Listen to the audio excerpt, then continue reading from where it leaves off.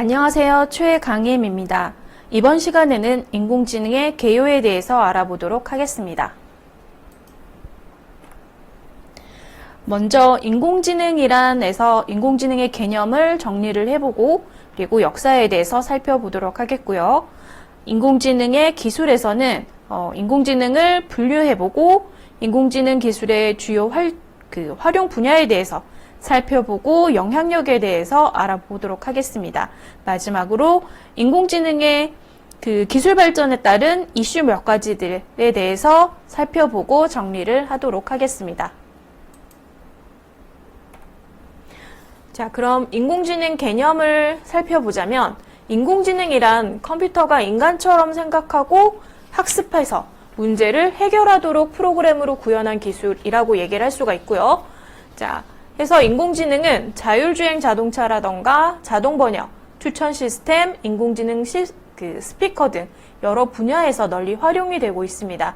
이 부분에 대해서는 뒤에 인공지능 기술 부분에서 조금 더 상세히 살펴보도록 하겠고요.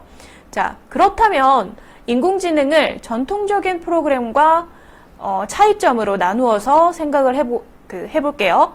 전통적인 프로그램 같은 경우에는 정해진 규칙을 직접 코드로 작성을 하기 때문에 규칙이 바뀌면 코드 수정이 필요합니다. 그래서 프로그램 실행을 할 때 입력 데이터가 만약에 정해진 범위를 벗어나게 되면 오류가 발생하는 그런 구조를 가지고 있다라고 얘기를 할 수가 있고요. 반면에 인공지능 프로그램 같은 경우에는 인공지능 모델이 스스로 규칙을 학습하기 때문에 코드를 수정할 일이 많지 않다라고 얘기를 할 수가 있겠습니다. 그래서 인공지능 프로그램은 전통적 프로그램과 달리 정해진 범위를 벗어난 데이터가 입력이 되어도 인공지능 모델에 기반해서 오류 없이 결과를 도출하는 그런 특성을 가지고 있다라고 얘기를 할 수가 있겠습니다. 이게 기존의 전통 프로그램과의 가장 큰 차이점이라고 얘기를 할 수가 있고 인공지능이라고 얘기하는 특성이 들어가 있는 개념이라고 얘기를 할 수가 있겠죠.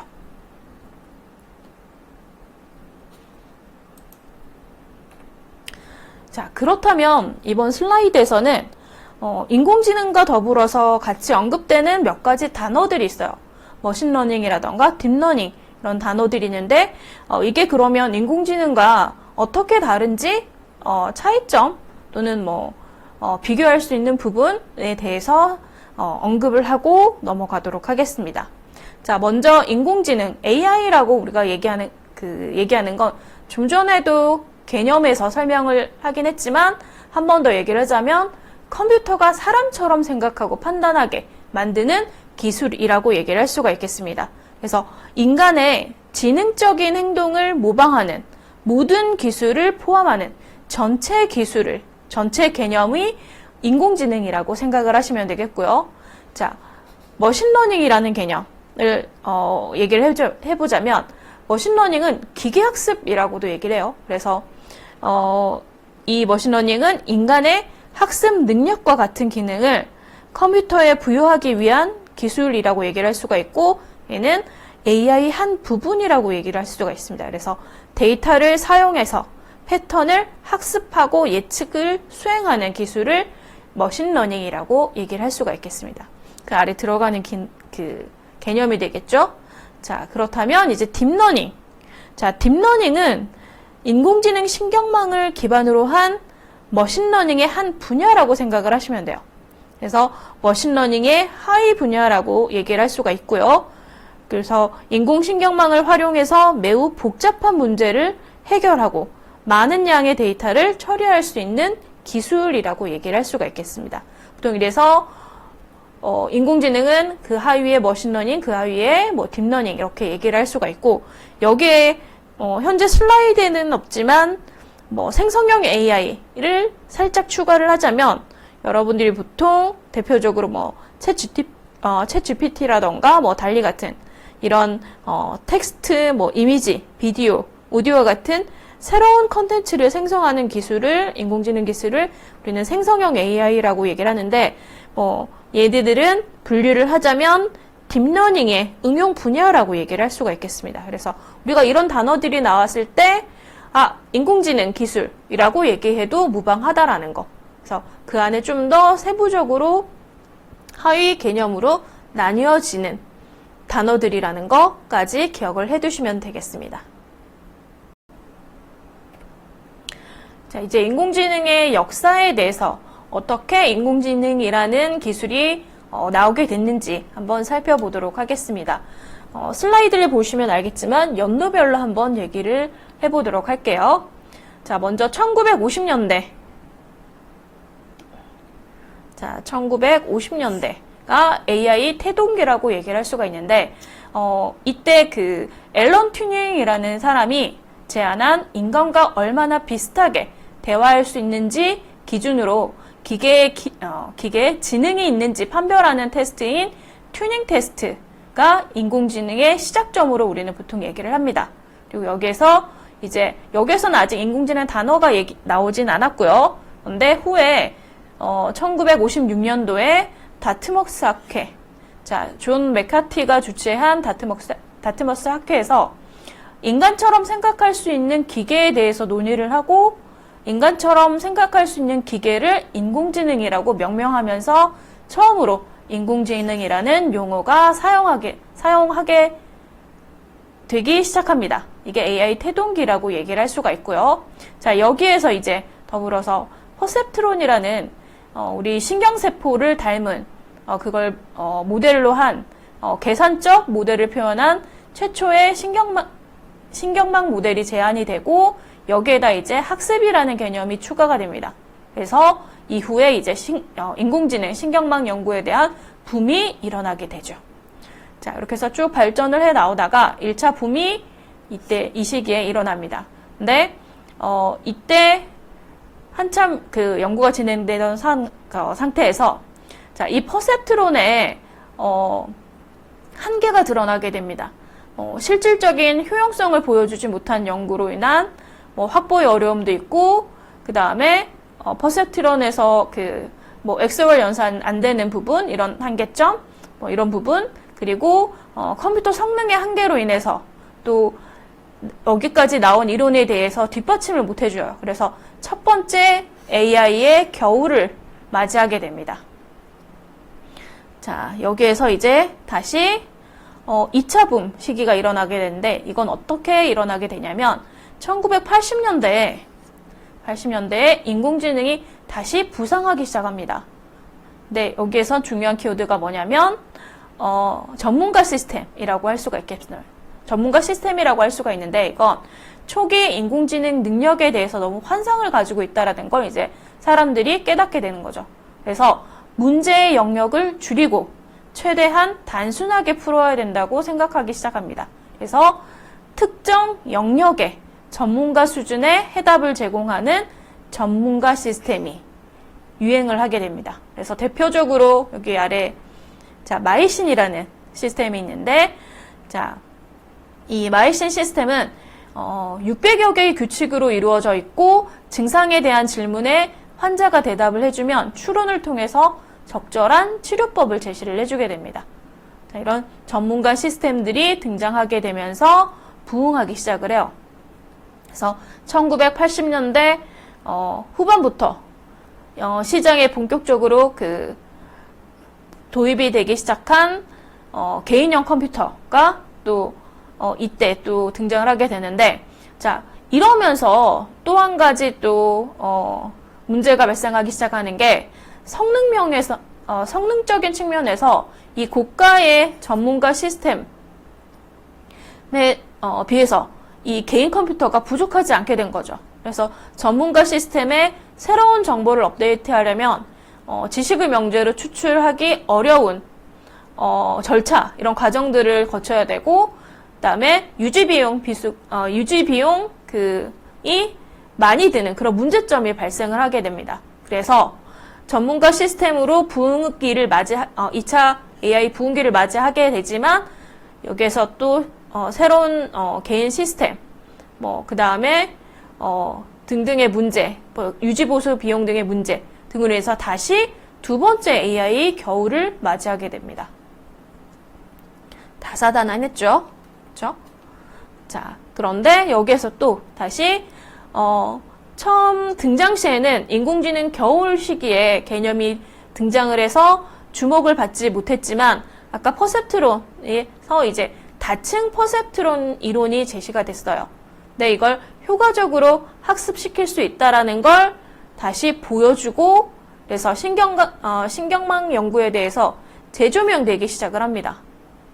그래서 2000년대로 들어서면서 더불어서 인터넷과 그 다음에 빅데이터 시대가 도래를 합니다. 그래서 이런 또 기술적인 측면이 받쳐주면서 다시 성장기를 들어서게 된, 여기서 다시 3차 붐이 일어나는 성장기가 다시 시작이 된다라고 얘기를 할 수가 있겠습니다.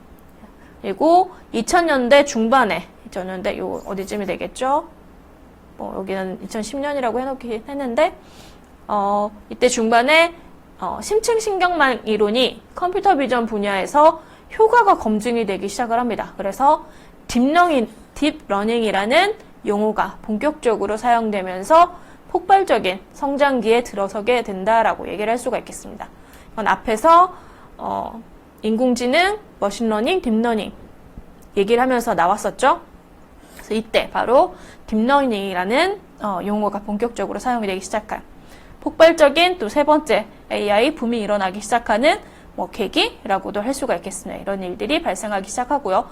자, 더불어서 우리나라 사람이라면 이때 이 사건을 기억을 못할 수가 없죠. 자, 2016년도 3월 달에 알파고라는 인공지능 바둑 프로그램이 한국의 대표적인 이세돌 바둑 명인이라고도 얘기를 할 수가 있지 않을까 싶은데, 어쨌든 한국 이세돌 9단과의 대전에서 4대1로 알파고가 승리를 하게 되겠죠. 자, 그러면서 어떻게 시스템이 이렇게 할 수가 있지 하면서 인공지능의 관심이 폭발적으로 증가를 하게 됩니다. 자, 그래서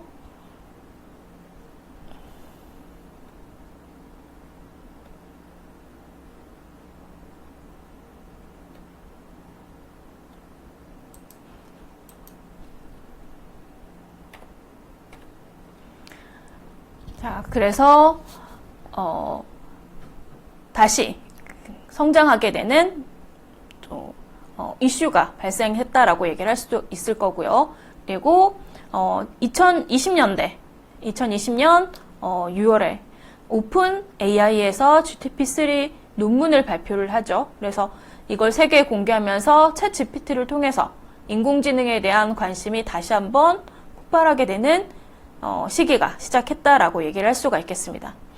자, 물론 그 전에 인공지능 시스템이 사람을 이긴 경기는 이게 알파고가 사실 처음은 아니긴 해요. 그 위에 제가 스킵을 하긴 했었는데 1997년도에 IBM의 딥블루라는 컴퓨터가 당시 체스 세계 챔피언 카스퍼로프를 상대로 승리를 하게 되는 사건도 있긴 했었습니다. 그래서 이제 이런 일련의 사건들을 보면서 이제 컴퓨터가 인간의 그런 학습 능력을 닮아가고 어느 부분에서는 능가하기 시작했다라는 걸 보여주는 사례라고 얘기를 할 수가 있겠죠. 그래서 이러면서 점점 더 인공지능에 대한 관심과 연구가 활발하게 이루어졌다라고 얘기를 할 수가 있고, 그리고 좀 전에 얘기한 생성형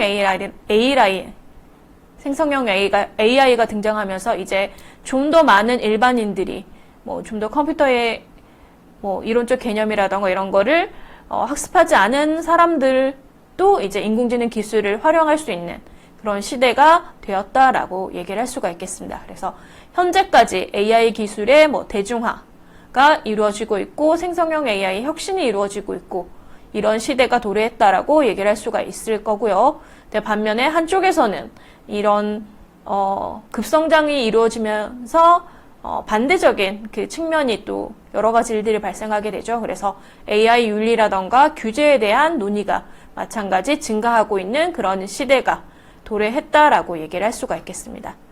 그래서 여기까지 인공지능의 역사에 대해서 어떻게 시작했는지부터 현재 어떻게 흘러갔는지까지 정리를 한번 해보았습니다. 앞에서 이제 인공지능이 무엇인지에 대해서 살펴봤다면 이제 인공지능 기술에 대해서 조금 더 자세히 알아보도록 할게요. 자, 지금 보시면 인공지능을 분류를 했습니다. 조금 더 자세하게 얘기를 하자면 인공지능을 지적 수준으로 분류한 거라고 생각을 하시면 되는데, 자, 크게 세 가지로 약인공지능, 강인공지능, 그다음에 초인공지능 이렇게 분류를 할 수가 있습니다.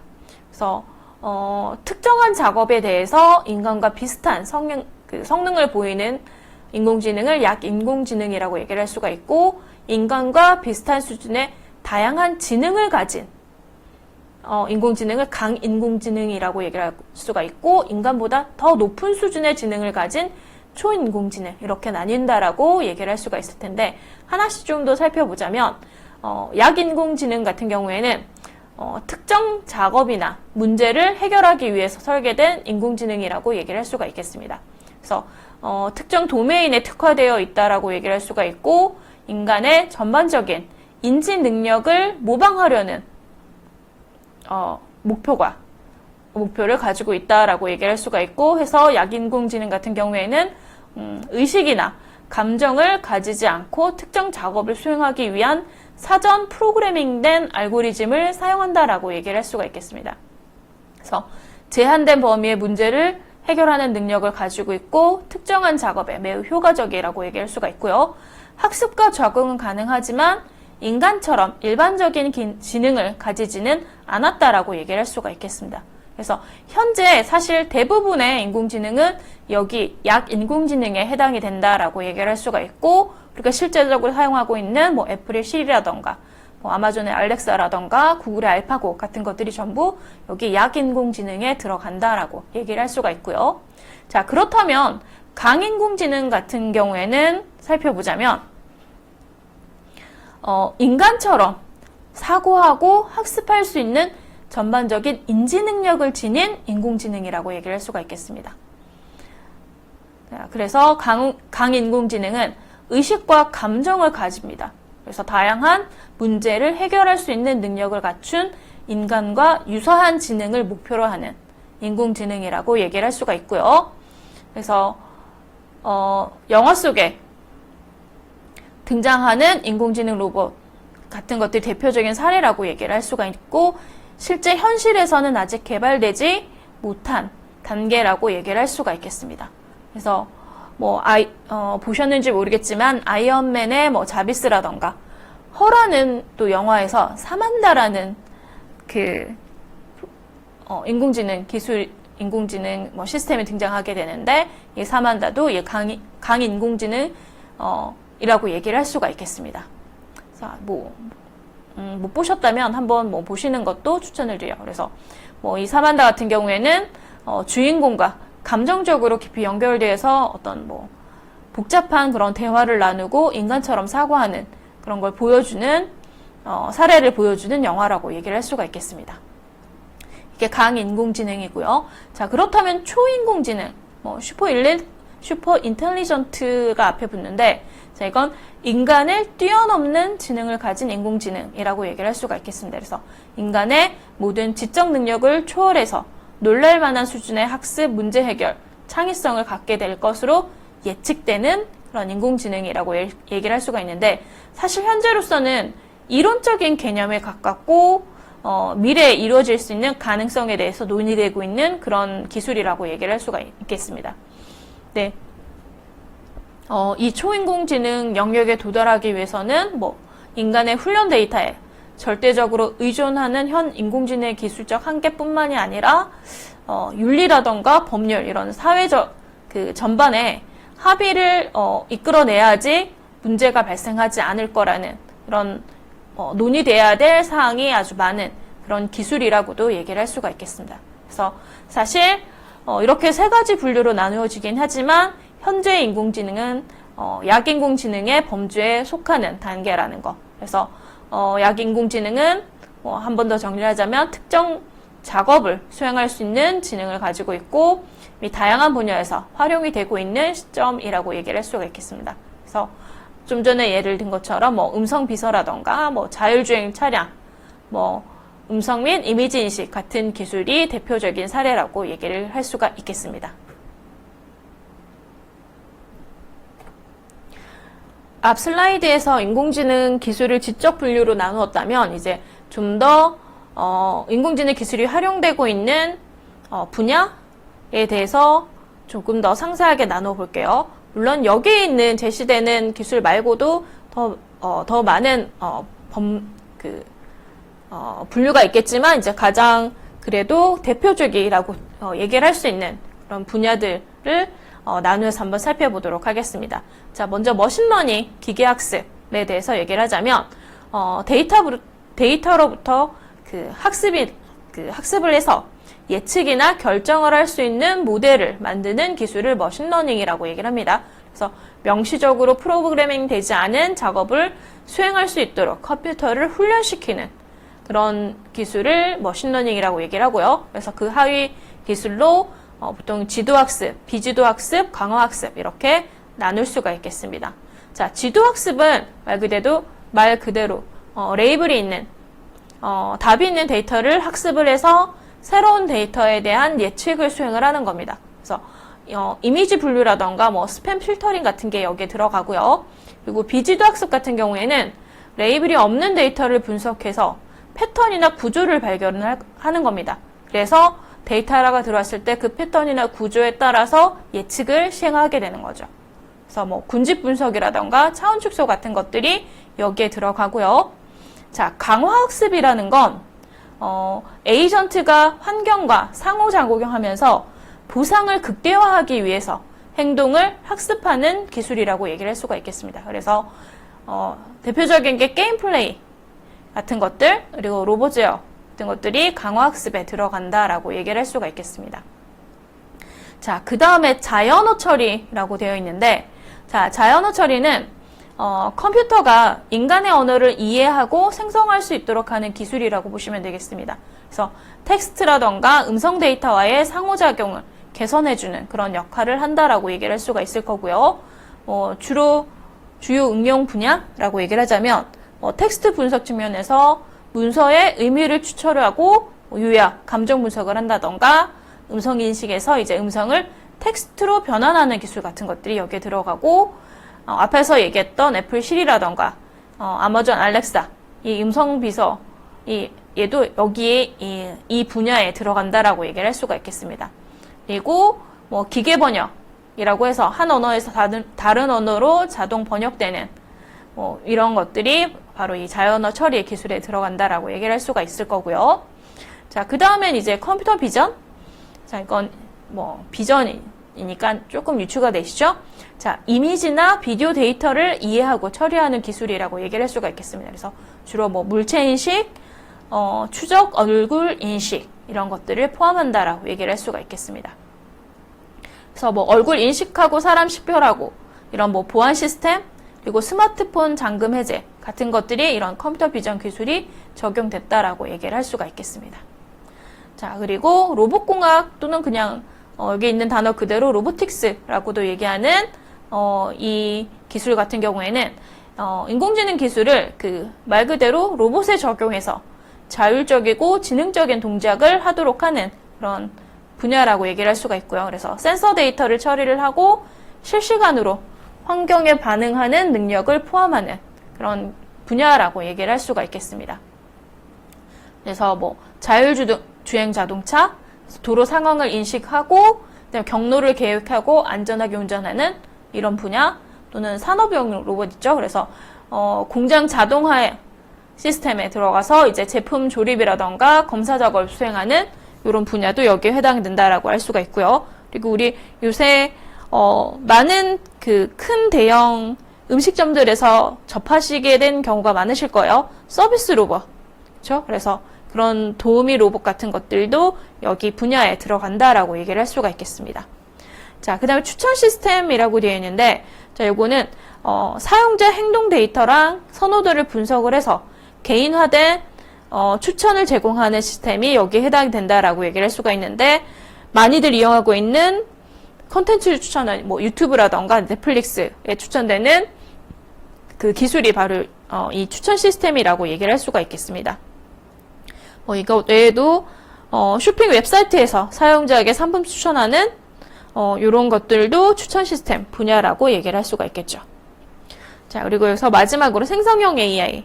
자, 이건 텍스트, 이미지, 비디오, 오디오 이런 다양한 종류의 데이터를 가지고 새로운 컨텐츠를 생성하는 인공지능 기술이 이 생성형 AI에 들어간다라고 얘기를 할 수가 있겠습니다.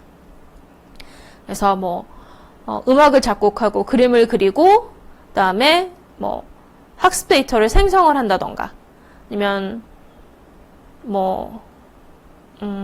자연스러운 언어 생성 코드 완성 같은 것들도 여기 그 생성형 AI 분야에 들어간다라고 얘기를 할 수가 있죠. 그래서 현재로서는 챗 GPT-4 같은 것들 여기에 들어간다라고 보겠고, 딥페이크 많이들 지금 등장하고 있는 언어들이죠.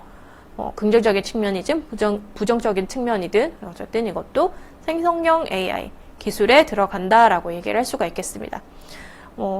어떤 기술이 인공지능 기술이 제시됐을 때 딱 잘라서 얘기를 하기는 조금 미묘한 부분도 있긴 해요. 근데 어쨌든 큰 맥락으로 인공지능 기술을 분류를 하자면 이런 식으로 대표적인 분야들과 더불어서 개념들을 정리를 할 수 있다라고 얘기를 할 수가 있겠습니다. 자, 그렇다면 이런 인공지능 기술들이 등장하면서 우리에게 끼치는 영향력에 대해서 한번 생각을 해보고 넘어가도록 할게요.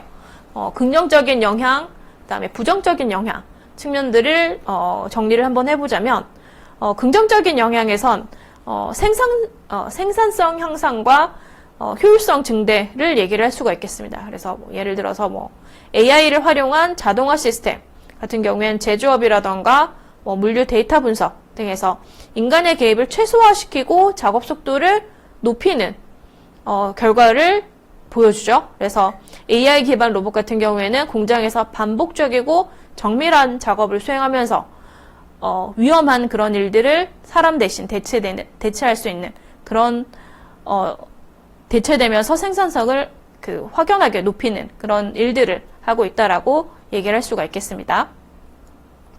자, 그 다음에 이제 의료 혁신 분야를 얘기를 할 수가 있죠. 그래서 AI 같은 경우에는 의료 진단과 치료 계획 수립에 있어서 중요한 역할들을 지금 하고 있습니다. 그래서 딥러닝 알고리즘 같은 경우에 암 진단이라던가 엑스레이, MRI 이미지 분석을 통해서 사람보다 더 빠르고 정확하게 진단할 수 있는 그런 장점을 보여주고 있고요.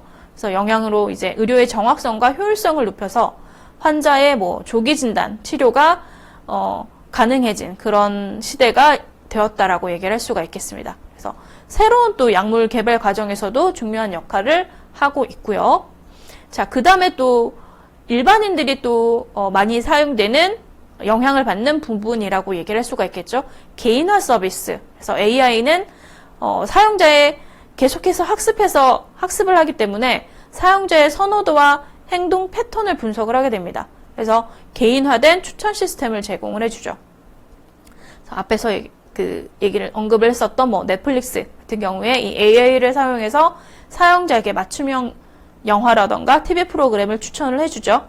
그래서 사용자의 경험을 향상시키고 개인화된 정보와 서비스를 제공해줌으로써 만족도를 높여주는 그런 긍정적인 영향을 얘기를 할 수가 있을 거고요.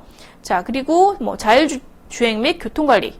그래서 자율주행 자동차 같은 경우에는 이제 AI를 사용해서 도로 상황을 분석을 하고 주행 경로를 결정을 하는 거죠. 그래서 한 가지 목표 지점에 가는 경우에도 가는 길이 여러 갈래가 있을 경우에 이쪽 길 같은 경우에는 사고가 났기 때문에 오른쪽 우회해서 간다게 한다던가 이런 주행 경로를 결정하는 기술 여기에 해당이 될 거고, 그래서 교통사고를 줄이고 교통 흐름을 개선할 수 있는 그런 긍정적인 영향을 보여주고 있는 부분이라고 얘기를 할 수가 있을 거고요. 그래서 사고를 감소시킬 수도 있고 혼잡을 완화시킬 수도 있고, 그다음에 고령자와 장애인의 이동 편의성을 향상시킬 수 있는 그런 긍정적인 영향을 끼치고 있다라고 얘기를 할 수가 있겠습니다. 그래서 굉장히 여러 분야에서 효율성을 결국 증대시키고 있는 그런 긍정적인 영향력을 발현을 긍정적인 영향력을 끼치고 있는 그런 기술이라고 얘기를 할 수가 있을 거고요. 자, 그렇다면 그 반대되는 측면도 있긴 하겠죠. 그래서 부정적인 영향을 또 살펴보자면, 많은 그 로봇들이 대체가 되면서 기술이 시스템이 적용이 되면서 생산성이 향상이 되지만 반면에 일자리가 그만큼 사람들에게서는 감소가 되는 시점이라고 얘기를 할 수가 있겠죠. 그래서 AI 기반 자동화 시스템이 확산되면서 인간의 노동이 필요하지 않게 되는 경우가 증가하고 있는 시점이라고 또 얘기를 할 수가 있죠. 그래서 자동화 공정이 이루어지는 공장에서 인간 노동자의 역할이 줄어들게 한다던가, 아니면 어떤 요즘 무인 가게들이 굉장히 또 많이 늘어나고 있죠. 무인 뭐 아이스크림 가게라던가 뭐 과자점이라던가 등등 기타 뭐 추가적인 다른 밀키트를 파는데 뭐 무인 가게라던가 이런 것들 많이 주변에서 접하시게 되죠. 자, 이런 가게들도 사실 최소 뭐 한두 명 정도의 인간의 노동력이 부여가 됐었지만 지금은 현재 그런 여러 가지 시스템이 제공이 됨으로써 이제 필요가 없게 된 시점이라고 얘기를 할 수가 있겠죠. 그런 것들도 얘기를 드릴 수가 있을 거고요. 자, 그 다음에 또 부정적인 측면을 또 얘기를 하자면 프라이버시 침해랑 보안 문제가 또 들 수가 있겠습니다. 그래서 AI가 대량의 데이터를 분석하고 감시 시스템을 사용할 때 개인의 프라이버시가 침해될 수가 있다는 거. 그래서 예를 들어서 얼굴 인식 기술 같은 경우에 공공장소에서 사람의 움직임을 추적할 수가 있죠. 이때 개인정보의 무분별한 수집이라던가 사용으로 인해서 프라이버시 침해 문제가 발생할 수 있다는 거. 그리고 데이터 보안 위협이 증가할 수 있다는 거. 이게 또 부정적인 측면에 들어간다라고 얘기를 할 수가 있겠습니다. 자, 그 다음에 AI 편향성과 윤리적인 문제를 얘기를 할 수가 있겠는데, AI 시스템 같은 경우에는 훈련된 데이터에 따라서 편향된 결정을 내릴 수가 있어요. 그래서 뒤에 가서 이건 인공지능 이슈에서 조금 더 상세하게 얘기를 할 텐데, 뭐 채용 프로세스에서 특정 성별이라던가 인종의 편견을 가져서 결과치를 내게 한다던가, 그래서 AI 알고리즘이 공정성을 해칠 수가 있는 그런 또 부정적인 영향을 끼치는 부분들이 있습니다. 그래서 이럼으로써 윤리적인 논란이 일어날 수도 있다라는 거 얘기를 할 수가 있을 거고요. 자, 그 다음에 의존성 증가와 통제 불가능성. 그래서 사람들이 점점 이 AI 시스템에 의존하게 되면서 중요 의사결정을 여기 아예 맡겨버릴 수가 있다라는 거죠. 그러면 본인의 선택, 결국엔 이게 반복이 되다 보면 본인이 선택해서 도래한 결과인지 아닌지 혼란스러워질 수도 있다라는 거. 자, 그리고 예상치 못한 오류라던가 시스템 장애로 인해서 심각한 결과를 초래할 수도 있게 된다는 거죠. 그래서 통제 불가능성에 대해서 얘기를 또 할 수가 있겠습니다. 그래서 인공지능 기술은 발전을 통해서 긍정적인 역할을 극대화시키기도 하지만 이 부정적인 영향을 최소화시키기 위한 노력도 같이 병행이 돼야 된다라는 거. 그래서 이를 위해서 이제 정책적인 규제라던가 윤리적 가이드라인 설정이라던가 뭐 AI 시스템의 투명성과 공정성 확보 같은 것들이 또 중요한 시점이 되었다라는 걸 이런 긍정적인 영향과 부정적인 영향을 통해서 우리는 또 한번 생각을 해야 된다라는 거죠.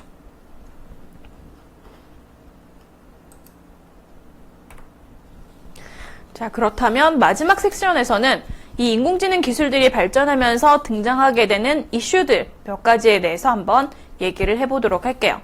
자, 가장 먼저 데이터 편향에 대해서 얘기를 해볼 텐데, 자, 편향이라는 뜻 자체가 어떤 대상을 고르게 다루지 않고 한쪽으로 치우쳐서 균형이 잡히지 않은 상태를 편향이라고 얘기를 하는데, 여기 이제 앞에 데이터가 붙는 거죠. 그래서 데이터 편향이라는 건 AI가 학습하는 데이터가 특정한 편견을 포함하고 있어서 AI 결정과 예측이 공정하지 않게 왜곡되는 현상을 데이터 편향이라고 얘기를 할 수가 있겠습니다. 그래서 문제점으로 편향된 데이터를 인공지능이 학습 데이터를 사용하게 되면서 편향된 결과를 산출하면서 불공정한 사례가 발생하거나 사회적 문제를 초래할 수도 있다라는 이런 이슈가 등장을 하게 됩니다. 그래서 사례로 몇 가지를 살펴보자면 아마존의 AI 채용 시스템이라고 얘기를 할 수가 있는데 이 아마존에서는 과거 한 10년간 지원자의 이력서와 내부 자료를 바탕으로 해서 구직자의 이력서를 평가하는 인공지능 시스템을 개발하게 됩니다. 네, 이력서에 뭐 여학교라던가 여학교 같은 뭐 여성과 관련된 단어가 들어가 있는 지원자에 대해서 부정적인 평가를 가지게 되는 그 시스템이 개발이 되게 된 거죠. 그래서 왜냐하면 과거 지원자들 중에서 IT 직종의 여성 지원자가 굉장히 소수였었어요. 그래서 그게 반영이 되다 보니까 결론적으로 부정적인 평가 기준이 되어버린 거죠. 그래서 인공지능이 여성이라는 요소를 감점 요인으로 학습을 하게 된 겁니다. 그래서 여성이라는 단어가 들어간 이 이력서에 불이익을 주는 것으로 확인되게 되면서 아마존에서는 이 채용 시스템 도입을 취소하게 되죠. 이런 사례가 있었고요. 자, 그 다음에 영국 경찰의 인공지능 범죄 예측 프로그램, HART라는 프로그램이 있었는데, 자, 얘는 용의자의 재범률을 높음, 보통, 낮음으로 구분해서 구금 여부를 판단하고 범죄가 발생할 시기와 장소를 예측을 하는데, 소수민족 용의자가 백인 용의자보다 2배 이상 재범률이 높고 가난한 사람들이 범죄를 저지를 확률이 더 높다라는 편향된 결과를 보여줬습니다. 그래서 이런 사례들. 자, 그리고 마지막으로 하나 더 얘기를 하자면, 뉴질랜드 정부의 인공지능을 이용한 여권사진 심사 자동화, 이 사례를 얘기를 할 수가 있는데, 한 2016년도 정도에 호주에서, 타이완계 뉴질랜드인이 이제 크리스마스를 보내기 위해서 뉴질랜드로 돌아가려고 합니다.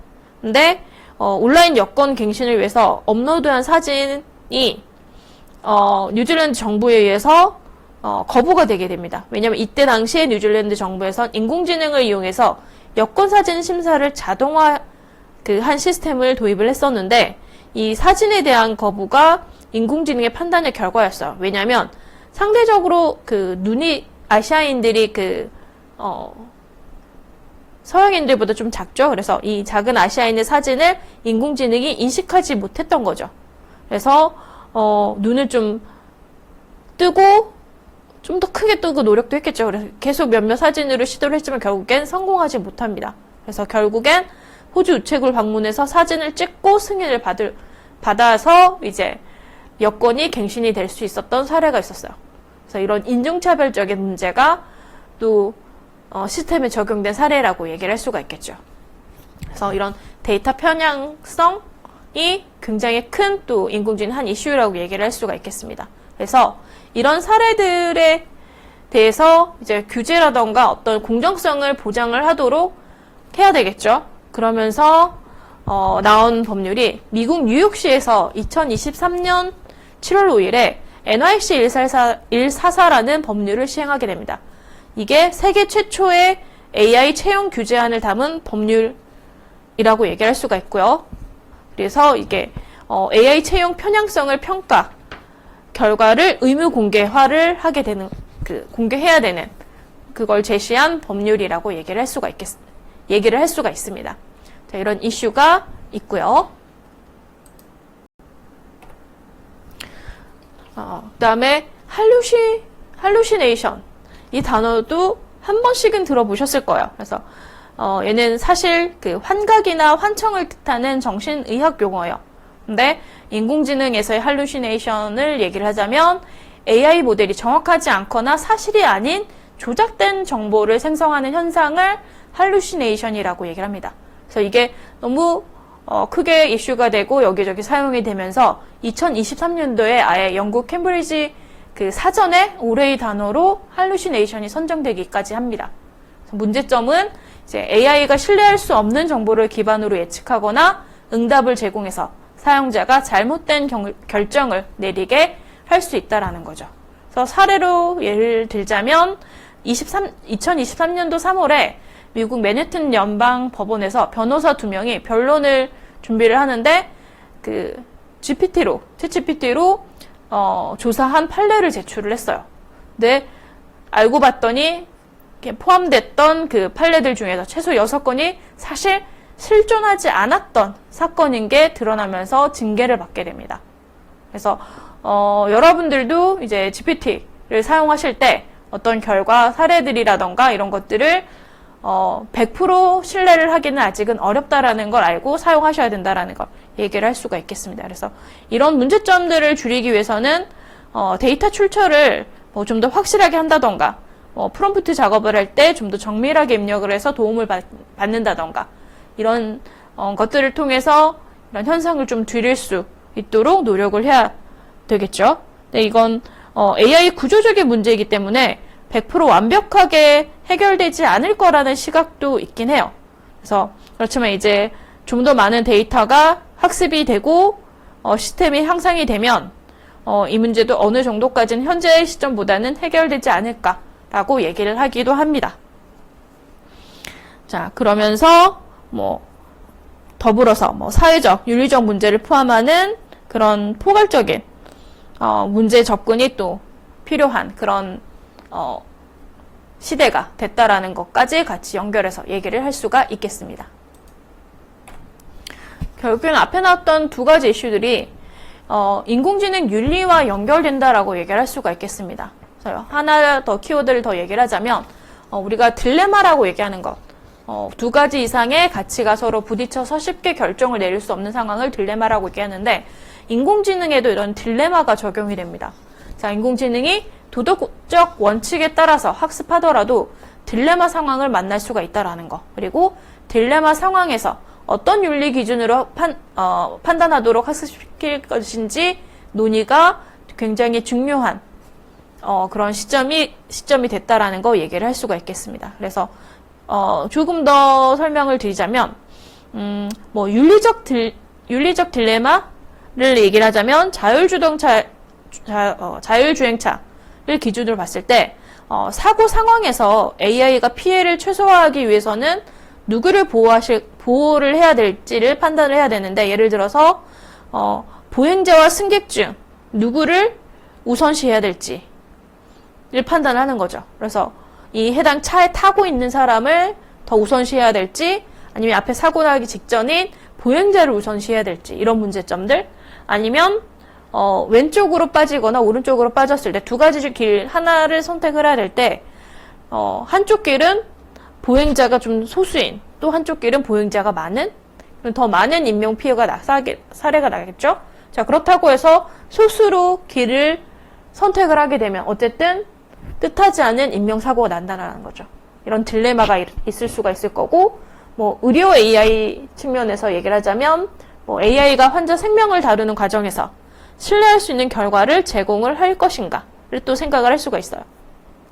100% 보장을 할 수가 없다라는 거죠. 그래서 만약에 진단과 치료 과정에서 발생할 수 있는 오진과 그에 따른 책임 소재를 이 AI에 둘 것인지 아니면 의료기관에 둘 것인지 또 이런 문제점들이 발생한다라는 거죠. 그래서 이런 책임 소재의 딜레마도 여기에 또 해당이 된다라고 얘기를 할 수가 있겠습니다.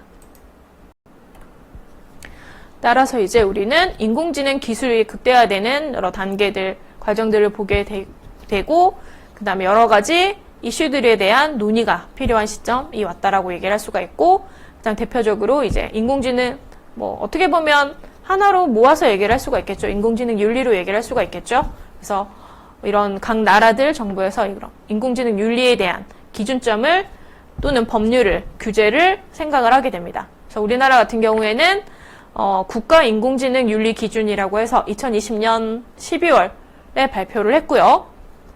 그래서 과학기술정보통신부 홈페이지에 가시면 국가 인공지능 윤리 기준이라고 해서 이 자료를 확인을 하실 수가 있어요. 그래서 일단 이 기준을 따르면 최고의 가치 기준을 인간성으로 잡고요. 주 3대 원칙을 인간 존엄성의 원칙, 사회의 공공성 원칙, 기술의 한목적성 원칙에 두고 또 세부적으로 10대 핵심 요건을 제시를 합니다. 인권 보장, 투명성, 안전성, 프라이버시 보호, 책임성, 다양성 존중, 데이터 관리, 침해 금지, 연대성, 공공성 이걸 제시를 하죠. 그래서 2023년도에는 과학기술정보통신부와 정보통신정책연구원에서 인공지능 윤리기준 실천을 위한 자율 점검표를 공개를 합니다. 점검표 안을 공개를 하는데 네, 이 사례가 사실 기준점을 제시하고 점검표를 제시를 하긴 하지만 아직 법적 제재가 가해지는 단계는 아니라는 거. 그래서 이제 여러 가지 측면에서 이제 일반인들이든 뭐 정부든 법률계 사람이든 고민을 해야 되는 또 시점이 왔다라고 얘기를 할 수가 있겠습니다. 그래서 우리나라 같은 경우에도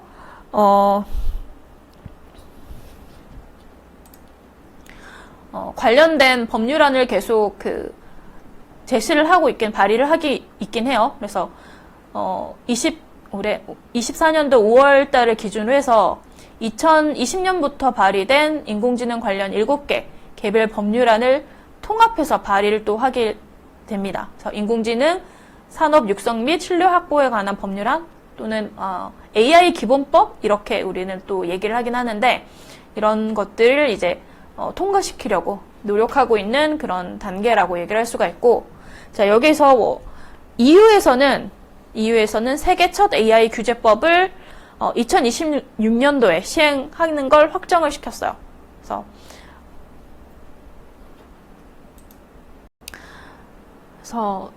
세계 최초의 포괄적인 AI 규제법이 마련이 되었다라고 얘기를 할 수가 있게 되었죠. 그래서 AI 활용 분야를 총 4단계 위험 등급으로 나누어서 차등 규제하는 그런 법규라고 얘기를 할 수가 있겠습니다. 그래서 상세한 내용은 여러분의 자료를 한번 찾아보고 보도자료 같은 것들을 읽어보시면 좋지 않을까라고 생각을 합니다. 그래서 결국 이런 인공지능 기술은 혁신적인 발전을 가져왔다라고 얘기를 할 수가 있죠. 그런데 좀 전에 얘기했던 이런 이슈들, 데이터 편향이라던가 할루시네이션 같은 문제들을 계속 수반하고 있는 상태라고 얘기를 할 수가 있고, 이를 해결하기 위해서 인공지능 윤리와 같은 기준을 설정하고 다 같이 지키는 것이 이제 필수적인 시대가 왔다라고 얘기를 할 수가 있겠죠. 그리고 더불어서 좀 더 우리가 이런 AI 기술 사용함에 있어서 책임감 있게 사용하고 결과에 영향을 줄 수 있도록 사회에 긍정적인 영향을 끼칠 수 있도록 이렇게 이용해야 되는 이런 것들을 논의하고 생각해야 되는 시점이 왔다라고 생각을 합니다. 자, 여기까지 인공지능의 개요에 대해서 간략하게 설명을 드렸습니다. 그래서 인공지능이 무언지에 대해서도 얘기를 하고 어떻게 등장하게 됐는지, 어떻게 발전하게 되었는지도 얘기를 했고요. 그리고 우리가 그럼으로써 고민해봐야 되는 문제점들이 어떤 것들이 있는지까지로 마지막으로 정리를 해보았습니다. 자, 여기까지 수고 많으셨습니다. 여기서 마치도록 할게요. 본 동영상은 과학기술정보통신부 및 정보통신기획평가원의 SW 중심대학 사업 지원을 받아서 제작되었습니다. 감사합니다.